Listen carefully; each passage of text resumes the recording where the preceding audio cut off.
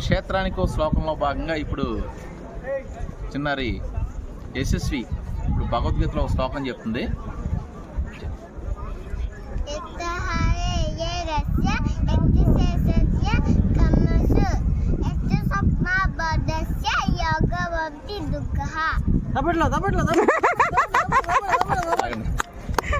యుక్తాహార విహారస్య యుక్త చేష్టస్య కర్మసు యుక్త స్వప్నావబోధస్య యోగోద్భవతి దుఃఖః.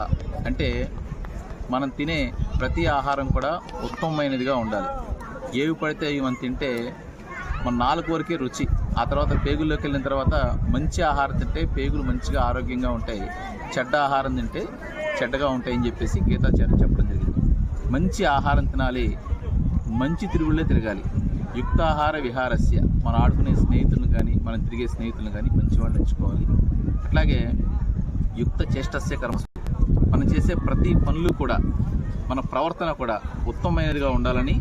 అట్లాగే యుక్త స్వప్నావబోధస్య యోగోద్భవతి దుఃఖ, మనం కనే కళలు కూడా చక్కగా ఉత్తమమైన కళ కనాలి.